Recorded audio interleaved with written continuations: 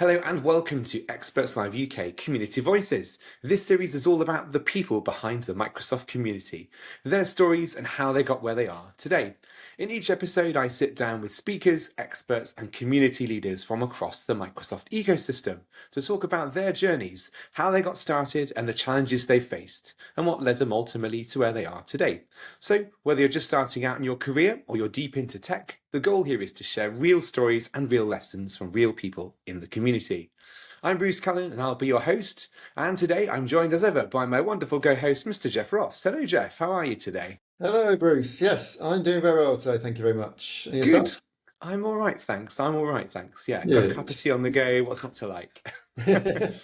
Yeah, um, always busy, but always got time for the community. exactly. It's important to prioritize what matters. Hmm. So, Geoff, it's just me and you. Did I mess up recording, or should we be expecting a speaker today? Yes. Did we forget to invite a guest, is what everyone's thinking. The answer is no, we did not forget to invite a guest. Today is a bit of a special, a bit of a one-off. We're going to unpack a conversation that Geoff and I had over a beer at a very early Experts Live event, where we discussed the sort of concept of the tech bro. So, Geoff, Hmm. give me a hand here. Who exactly is the tech bro for our listeners? Who does this mean to you? So yeah, the tech bro is the type of individual who goes to a conference for themselves. For a number of sort of reasons, but they're generally all related. It's about, you know, putting myself forward and making myself aware and very visible. It's about I want to hang out with my other tech bro friends and kind of keeping that in that click. Is that the Mm, right word? mm. The sort of people that are very proud of what they do and aren't interested in people who aren't also sort of speakers. It's not actually gender specific, is another point. Tech bro is a nice little phrase, but the reality is, it's not a gender specific thing. No, It's but the people in what that is, definitely historically and still today, a male dominated, it is. It is a thing, male a dominated conference industry. speaker. So I think it's sort of the tech bro term is correct because it does just based on that situation typically describe men. It does. It does. It's a really interesting topic because I know both of our backgrounds, we didn't get into Experts Live or into this effectively by being speakers. We're not naturally speakers. As we've said on a previous episode, my introduction to Experts Live and conferences in general was as a vendor, just some guy on a vendor stand, and that's the thing. Some guy, sort of not the tech bro. Yeah, I was very much there to learn. Your company sends you to kind of like sell your product, which you obviously do, but that's not the very much not all that's in a conference, and this is something I learned. Yeah. So yeah. what in your view is The conference exists for the community, and anybody mm, who mistakes that and think it exists for themselves, fits this category for me. And mm, everything that goes on there, whether it be from vendors, speakers, organizers, attendees, is should be for the benefit of everybody, mm. and not about any one individual. Yeah, totally agree. You really wrote a really good blog on this recently on a really similar topic, sort of about use the phrase sort of just an attendee. Mm. Could you unpack your blog a little bit for me? What's it all about for people that haven't read it? Yeah, so just an attendee, and it was a very honest blog because I sort of half read it to myself, as well as to the Mm, community, mm. because I actually found myself using this term Ditto. on occasion to describe myself or other people, and that's obviously even kind of worse. And I've been quite heavily involved in the Microsoft community, ramping up for a while now to the point where last year I attended multiple events in lots of different roles. But I found myself either going as an organizer or a speaker or a vendor and describing other people as just an attendee. Or Mm, when I would go along as an attendee, which I absolutely love doing, mm, mm, and try and get to, a good few events a year as just an attendee.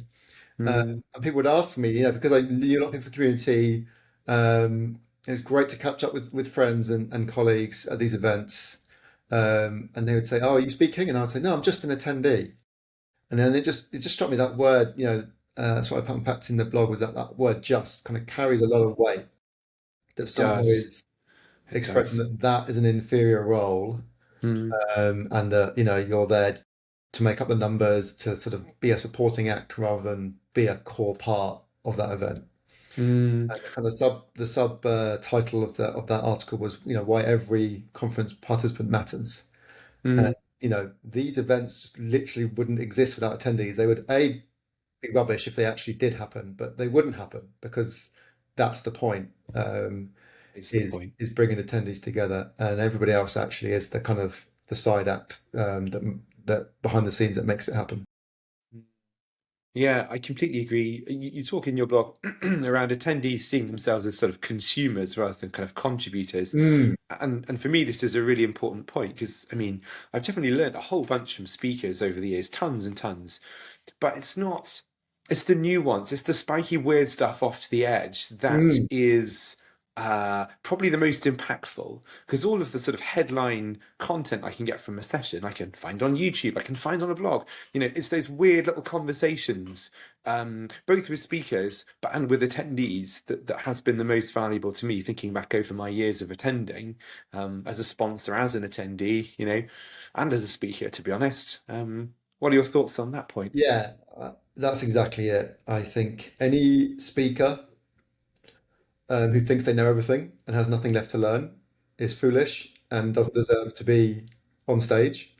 Um, everyone's an expert in their particular experience and field. And some people, through their experience, through their natural gifting, through opportunity, whatever it is, get that chance, or, through wanting to, not everyone wants to, get No. that chance to be on stage and be the speaker, be the expert. But, everyone's got their own experience to bring. So, it's Mm, interesting that the speakers, the experts, have stuff to learn and should be looking to learn. mm, Anybody else, any attendee, is also an expert in their particular field, in their particular experience. And however great speakers are, and there are obviously a lot of brilliant speakers out there, of course, yeah. that deliver great content, really engaging, valuable content. But however great that is, however deep their experience is, it's never going to be as wide and as deep as the collective No, audience of that room. no. And by making, particularly when I love interactive sessions at conferences, because that's when you get the chance to hear from Yeah, the floor, about this scenario, about this technology, and have you seen this new feature that that they've experienced, and it's just, that's when the quality really kind of comes out, and you really yeah. start to learn stuff. I'm thinking back to an early Experts Live UK when I was not involved in organising, when I was just an attendee, to use the phrase. And it was on Copilot's building your own agents, Copilot agents and Copilot Studio. And it was a hands-on. I brought my laptop.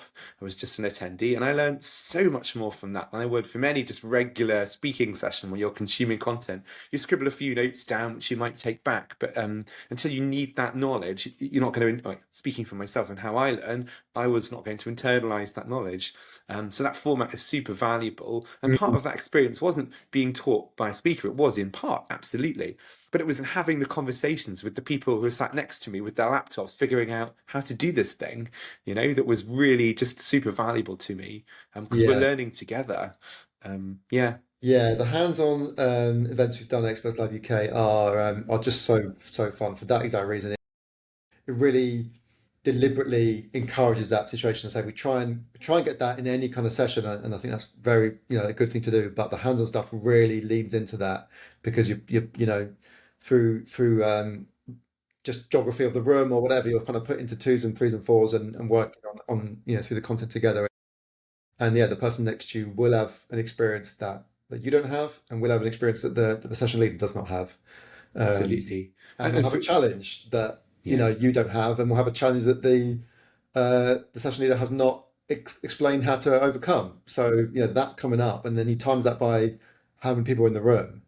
You kind of cover the depth of what you're going to kind of cover and learn and experience is going to be so much greater. yeah, agreed. For that reason, so I'm going to be speaking at an Atlassian community event, so something kind of different from the Microsoft space, kind of soonish, end of March, end of May, end of March, I think. And Probably I'm find the out thing. when that is, Bruce. That'd be my Yeah, I advice. should probably. I've Mm. got the session written. It's okay. The thing that's worrying me about that is that I'm going to get questions I'm not going to be able to answer, and that's fine. But it's knowing how to handle that that is um, the whole imposter syndrome thing is very kind of real for me in that situation.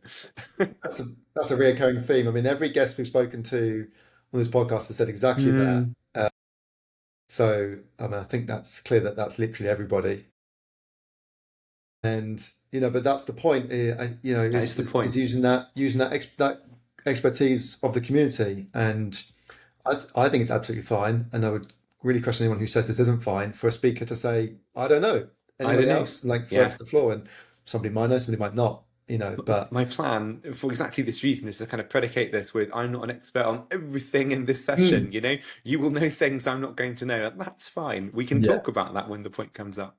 Also, yeah, the reason I love a good panel discussion because you can bring in people that aren't speakers and chew over a topic rather than just this is how it is, you know? mm, mm. Anyway, moving Yeah, on a little and well, bit. that's one point. Like, don't get us wrong. Hmm. The speaker selection process that all conferences do, I'm sure, at Experts Live UK, is very thorough to make sure that we are bringing the best quality. We spend a lot of time reviewing sessions. We do anonymous review. I think a lot of events do that these days, so that it's purely judged on the content and not who they are and if they're a tech bro or not. And yeah, but as I say, no one's that expert in everything. So yeah, we want to bring in the very best speakers who have that incredible experience through real world usage as well as other speaking experience and learning and putting together content. But nobody we find no will know everything. So that's why we really want to No, sort of encourage no. it. And that's why when I think about experts live, you know, for me, everybody is the expert. Everybody who comes Hmm. to that event is part of that experts. It's the greater experts. It doesn't refer to the people at the front. It's everybody. So if you come along to Experts Live UK, you are an expert. You're part of that. You can carry that badge, that name, and yeah, be proud of it. Yeah, completely, completely. Couldn't agree more. Yeah. So just to move us on a little, so one of the strongest points in your sort of blog is how that conferences typically reward visibility over sort of participation.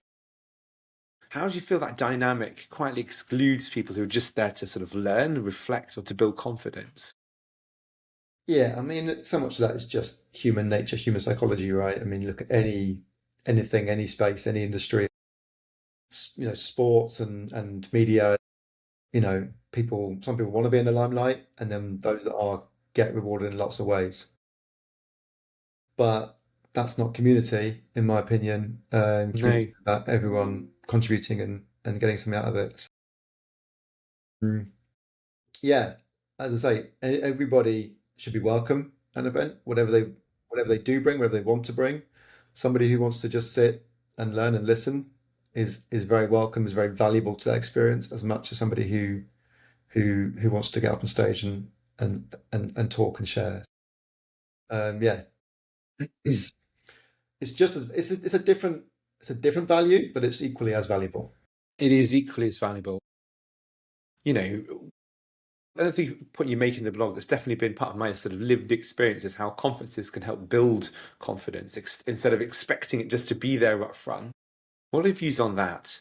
Conferences an engine for building confidence rather than expecting it just to be there. Yeah, I absolutely agree. Same as you, Bruce. My first experience of conferences on Microsoft community was as a vendor, and I was fairly new in a role, and I was told we're going to this event, and you're going to be on the booth, and you need to be an expert, in the product we're selling. And that was daunting enough. You know, in that situation, I was forced to, not forced in terms of that was my job, so it wasn't like a volunteer thing. But by being forced to, by being thrown in that deep end, you get over it and you go in that confidence. So whether it's through that kind of forcing yourself, or maybe your employer is going to be, encouraging you in the various levels of strength, um, then yeah, then you will grow in that confidence. And Mm, as I said a minute ago, it's absolutely fine to be that person who comes and consumes and sits quiet at the mm, back and learning. But I would encourage anybody to to share, to talk, to get involved, because as I say, you've got experience that nobody else here has. Yeah, everyone's dealing with unique challenges in their day to day, you know? Mm. I definitely think that sometimes there's a sort of confusion between extroversion and expertise. And I've definitely had that experience before where people see me. I sort of compare for events often, and I think, oh, he's the compare. He knows everything. Like, no, no, he's just the compare. He doesn't know the answers to that. He doesn't know this topic at all. Mm. Have you ever Yeah, had that experience before yourself? I guess so. I mean, um, in my day to day, I do a lot of, no, I wouldn't say comparing, but sort of hosting and putting things together and linking up with customers. Um, but yeah, obviously I've got a great team that I work with who know things that I don't. Uh, and I think that's, you know, anyone who doesn't expect that is going to be sorely disappointed. I think in any space, it's okay to say, I don't know. Either I'll find out for you, or I'll go and, I'll put you in touch with somebody who does know or might know. I think, even in a customer vendor relationship, that's acceptable. And in a Yeah, community scenario, that's obviously perfectly fine. encouraged almost in the Yeah, community exactly. scenario, That's I how would we say. all grow and all Yeah, learn together. Um, yeah, we're here, as I said, we're here to grow. Anyone who's not part of the community to grow and to grow the community is a tech bro. If they're there just for their own kind of self promotion, that's not benefiting the community. no, it's not. And that leads nicely sort of into my next question. So, conferences exist not just to deliver content, and sort of practically speaking, as conference organizers, which we both now are effectively, what does that mean for us about how we go about making space for those sorts of things to happen?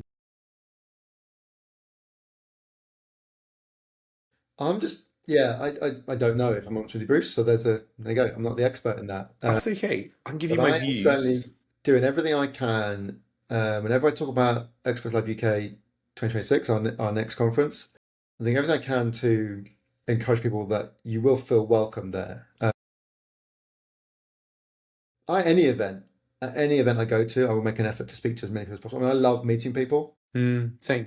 and sort of hearing different experiences, but particularly at an event I'm sort of hosting or organizing, I would always go the extra mile just to try and talk to, as many people as I can, not just hang out with my friends, my colleagues, people I know and find it easy to talk to. Because I actually find it interesting to meet new people, Yeah. but also because I genuinely want everyone to feel welcome and part of it. And it'd be a great shame for me if somebody came to an event and didn't really get a chance to meet any people and have some nice conversations and feel very welcome. Yeah, I really want everyone to just feel like they are an important part of the event happening, and it wouldn't Mm. be the same without them. I agree. Part of my piece of the answer, if you'd have flipped this question back on me, is so Experts Live UK 2026 is a 2 day conference. Day one is workshops, and so the differentiator there is it's not just content being delivered; it's more deep dives, people getting involved and stuff. So there will be space for you as just an attendee, or you as just a speaker, to unpack a topic with both the person leading the workshop, but also with the people around you. We're trying to work on sort of being as inclusive as possible as well. We're talking about how we do that, practically speaking, without sort of saying sort of too much because we're still working on the details here. It's something that we're sort of taking seriously, and it isn't just something that is an afterthought. It's baked into the process. And this point in time when we're recording, we haven't selected speakers or whatever. So it's not like the shape is cast already. We're very much building this in from the get-go. Yeah. So thinking a little bit now about Experts Live UK 2026, what does everybody having an experience actually mean in practice? How should an attendee feel when they leave? They should feel brilliant. They should feel like they've had just a great experience. Learning is important. Learning is clearly a key important thing here. That's if you're fortunate enough to have your employee like support you going in terms of time off and payment, finances, Always travel, helps. conference ticket, etc., then that's because they want you to come back better equipped to do your job. Like that's obvious. That makes sense. So learning has got to be an important part. And obviously, as individuals, we want to learn and grow and do better jobs. So yeah, learning is always a big important part of it, but it cannot be the only part of it.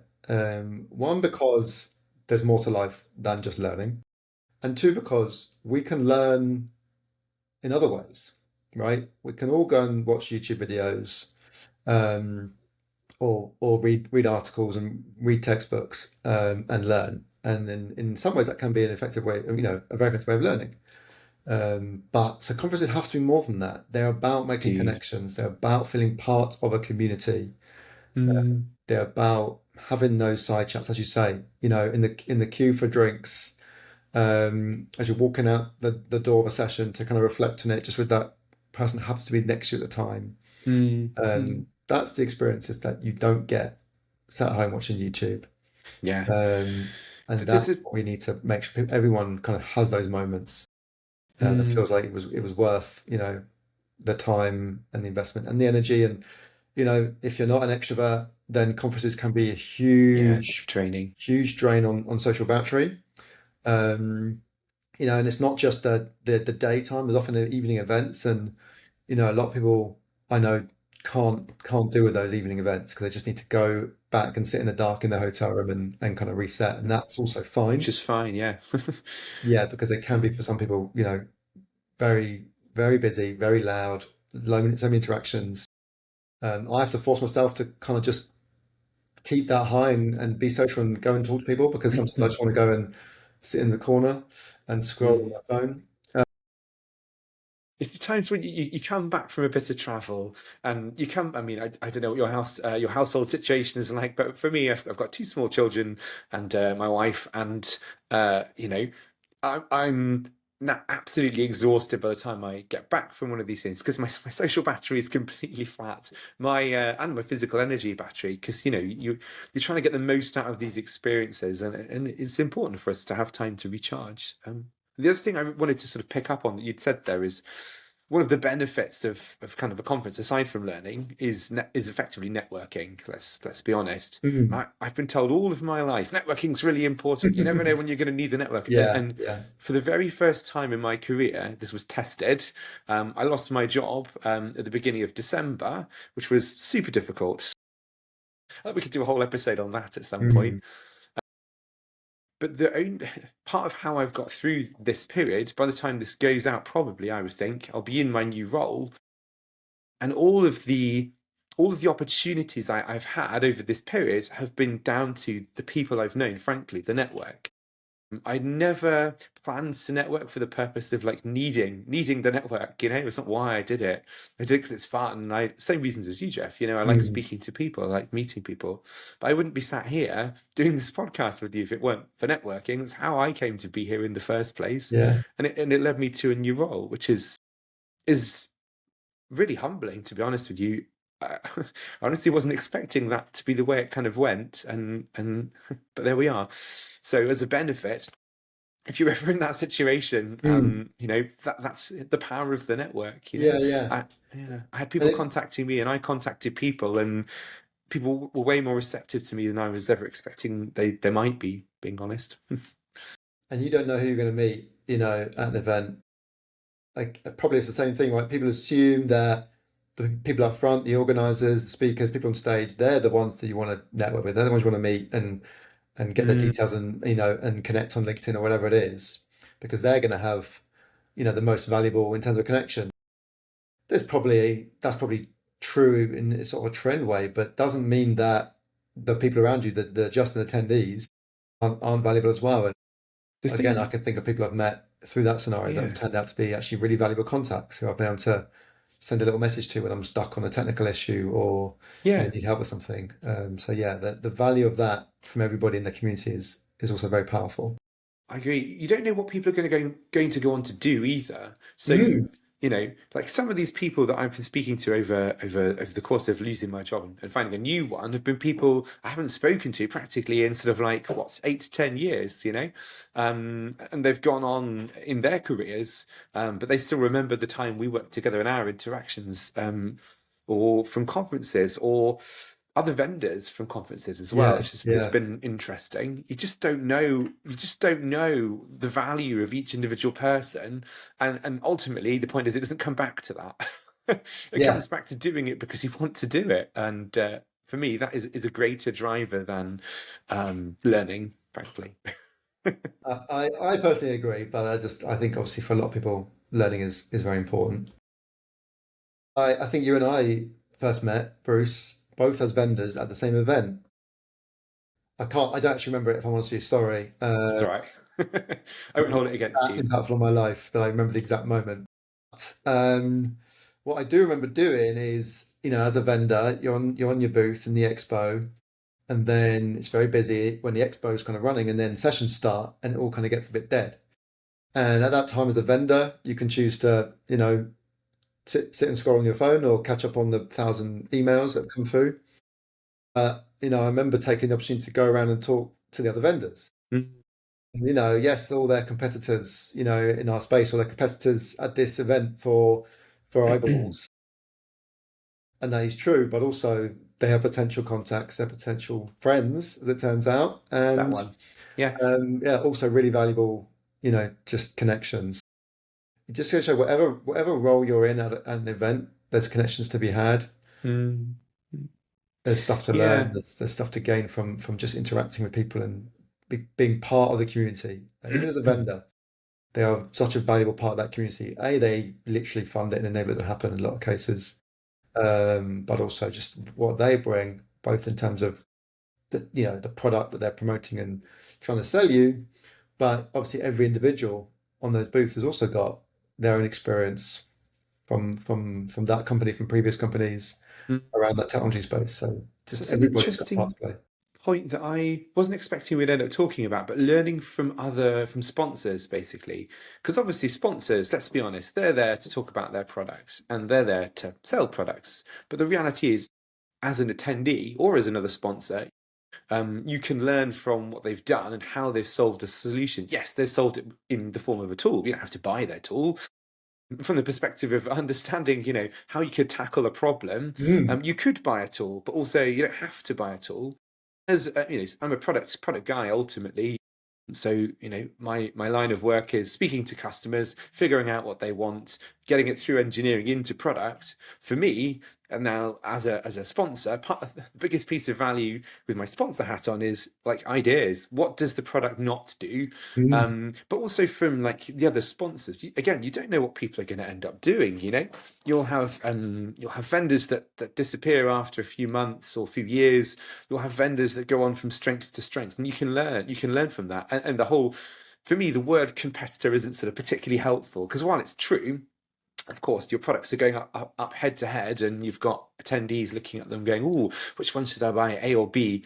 The mhm, reality is, like, uh, as a sponsor, I can't really affect that at this moment in time at the conference. What I can do is learn from you. What does my product not do?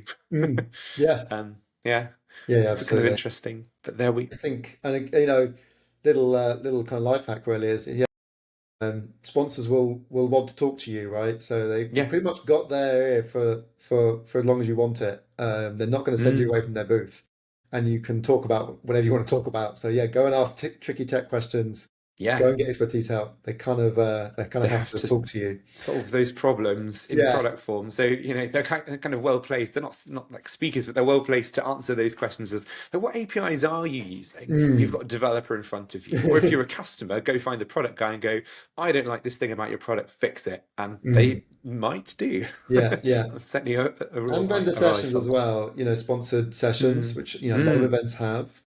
And I've actually seen a trend, I think, in the last couple of years with events, that the vendors are realizing, what they want is bums on seats. They want people in their session. Um, so therefore, they can't just do a sales pitch. They have to actually make it educational as well. So yeah, if you see vendor sessions on a conference agenda, like actually don't just skip it over thinking, oh, that's going to be a sales pitch. Actually read that description. agreed.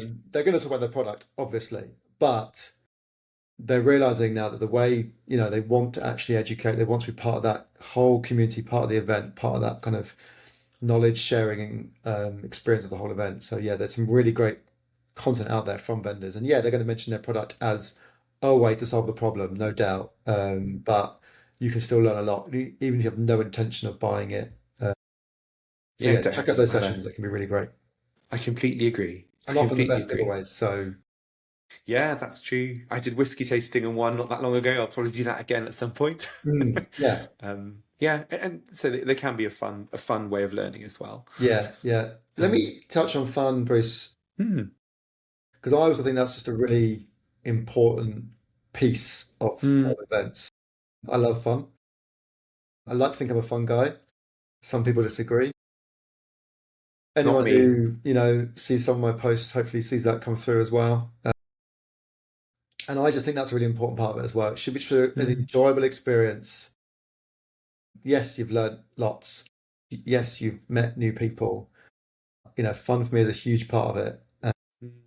And those who were at Experts Live UK 2025 will have hopefully experienced some fun there. We did it in a cricket themed venue, which is kind of out there, but it was a lot of fun. it was good fun. Interactive Yeah, cricket nets, after the, in the kind of evening social time to really encourage networking and, community through fun. And yeah, Express Live UK 2026 is not cricket themed, which will be sad for some people, but maybe happy for some people. But the fun will still be there. We've got lots of great things planned. It's a really fun venue at yeah, Code it's a good Node. So venue. check out any of our content around the venue because that's going to be really fun. And yeah, we're hoping it'll be a good vibe. It'll be a great experience, and you'll get a lot out of that. I agree. I agree. So just sort of starting to draw things to a close now. If someone's listening and thinking, I mean, this all sounds great, but for me, I still don't feel like I belong. What would you want them to hear right now and potentially do, to take some action based on what we've been talking about today?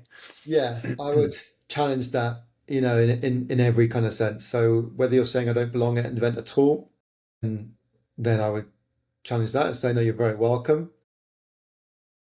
And you can come and talk to me if you've got no one else to talk to. Yeah, or me. Yeah, for So yeah, absolutely. You're very welcome along in any capacity. Anyone who's thinking I want to have a go at getting on stage, but I don't feel like I belong there. That's a real thing as well. I hear that a lot. Then there's loads of ways to kind of start that journey as well.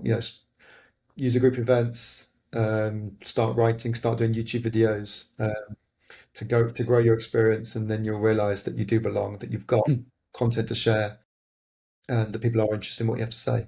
It was really interesting listening to Reshmi, our last guest, from that perspective, because her journey into being a speaker wasn't, I started as a speaker, I wanted to present. She started by contributing digitally, and so this isn't blog writing, this is PowerShell, effectively writing PowerShell and contributing to community projects, which is super valuable. Mhm. So there are many routes into participating. The other thing I would say is if you're not feeling like you want to go up and speak to some of these speakers, and if sat at the edge of a room and you're just feeling like a moment of quiet, just if there's someone else who is also in that same space next to you, just say hello. Just say hello. Doesn't have to be a speaker. Doesn't matter. You never know where that conversation may go and what you may get out of it. Yeah. Yeah, absolutely. Yeah, So and never ever feel like just an attendee. And yes, that's obviously our takeaway messages. You're very valuable. You're bringing a lot to the event. You're bringing a lot to the other attendees. You're bringing a lot to the speakers, and the vendors and the organisers and everybody. So yeah, I'm going to really try and stop using that phrase. I think it just promotes all the wrong messaging it does. Yeah. around what the value that they bring. Promotes that tech bros. We're at the front. We're the Yeah. superheroes. Applaud us at the end of the conference, like all that stuff, which is just so wrong. Not true. Simply not Mm. true. Yeah. I agree. I think that's the main takeaway from us. And that brings us perfectly to the end of this episode of Experts Live UK Community Voices. Thank you very much for joining me, Geoff, and for being honest about a topic that we're both involved in and both somewhat vulnerable about in this sense. So thank you Yeah. for joining me for it. Yeah. Thanks. Thanks for the chat, Bruce. It was a lot of fun. That's great. Before we kind of completely wrap up, just to obviously plug the fact that Experts Live UK 2026 conference tickets are on sale. The event itself is the 11th and the 12th of June. The early bird tickets, I think we still have some left. Is that right? A few only at the point of recording. And they're priced at £219 early. So it's a bargain, it's a steal, it's a deal. You'd always be rude not to. So do go and check that out. As we've hopefully portrayed, it's for everyone. We really truly mean that. And it should be a lot of fun. So that's what I wanted to say. In our next episode, I'll be joined by Yulina, who is a Microsoft MVP and also a solutions architect at Threatscape. Ooh, say it right, Bruce. So make sure you don't miss that one. It should be a great chat. If you have any questions or if you have any suggestions for guests, maybe, feel free to message me personally, Bruce Cullen, on LinkedIn, or Experts Live UK on LinkedIn. And of course, if you have questions for any of our upcoming guests, Yulina, then of course put them to us too. Happy to ask any weird and wonderful question. And if you found this conversation useful, if you liked it, please do share it and like it, and follow us at Experts Live UK for more community voices and awesome community content. And thank you finally for watching, and I'll see you in the next episode, and hopefully in person at a conference. Until next time, goodbye. Bye, everyone.